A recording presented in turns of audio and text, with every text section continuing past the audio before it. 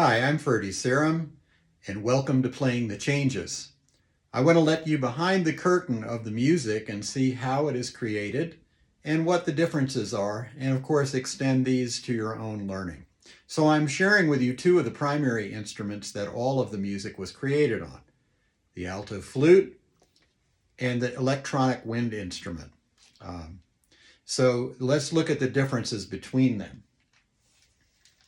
The flute,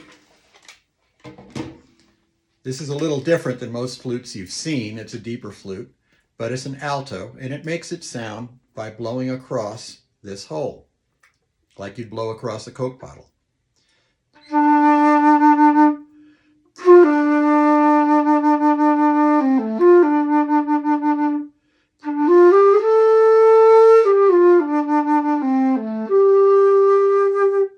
That's the melody from Meta.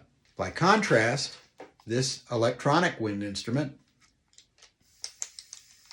makes no sound at all. The only sound you might hear would be the clicking of the keys. That's because it puts out ones and zeros. It puts out bits.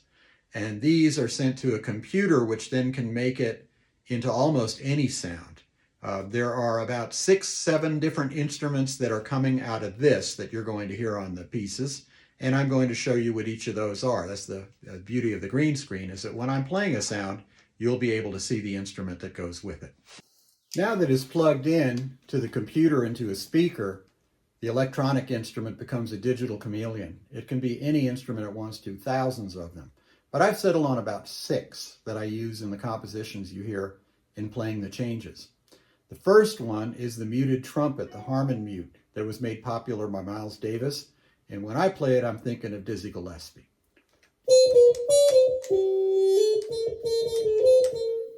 Even though that was Miles Davis's solar.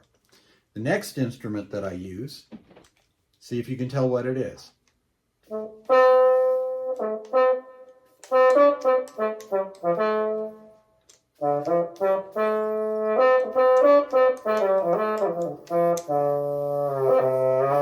It's the trombone. The next one, see if you can tell what this is.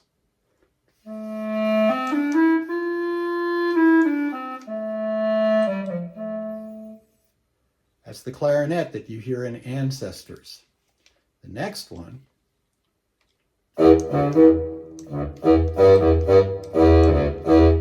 is the baritone sax that you hear in Tritone. The next one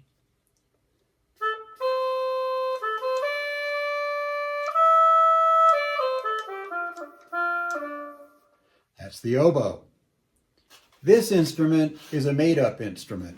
It's named after Joe Zawinul, and it has a characteristic that's, well, you tell me what you think it sounds like.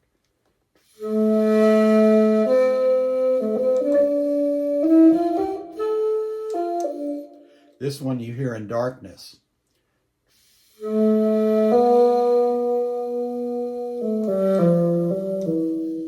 And what's cool about these electronic instruments is they can go really high and they can go really low. If I start here, I can go downtown and downstairs.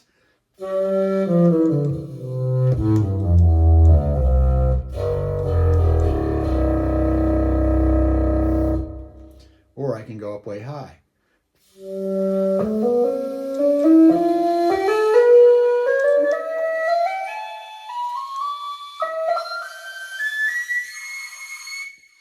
Try that on a real instrument. There are a couple other made-up instruments that I use a lot. Here's one. That's the Chick Corea one, which you hear quite a bit in the compositions. My mentor and inspiration for all this is Arlen Asher.